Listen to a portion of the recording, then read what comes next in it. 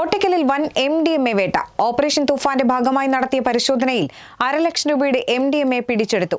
സംഭവത്തിൽ കോട്ടയ്ക്കൽ തുടിമൽ വീട്ടിൽ അബു താഹിറിനെ അറസ്റ്റ് ചെയ്തു. ഇയാളിൽ നിന്നും ലഹരി വിൽപ്പനയ്ക്കും ഉപയോഗത്തിനുമായി സൂക്ഷിച്ച വസ്തുക്കളും അന്വേഷണ സംഘം പിടിച്ചെടുത്തു.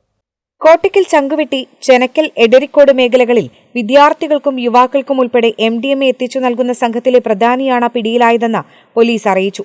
ഇരുമ്പിളിയം വേലിക്കുളം മേച്ചേരി പറമ്പ് സ്വദേശിയും നിലവിൽ കോട്ടയ്ക്കൽ വീണാലിക്കലിൽ വാടകയ്ക്ക് താമസിച്ചുവരുന്ന തുടിമൽ വീട്ടിൽ 37 വയസ്സുള്ള അബു താഹിറാണ് പിടിയിലായത്. Malappuram dance of SI SS വിഷ്ണുവിന്റെ നേതൃത്വത്തിൽ മലപ്പുറം പെരിന്തൽമണ്ണ ഡാൻസ് ഓഫ് സംഘവും കോട്ടയ്ക്കൽ പോലീസും ചേർന്ന ചങ്കുവെട്ടിയിൽ നടത്തിയ പരിശോധനയിലാണ് പ്രതി പിടിയിലായത്.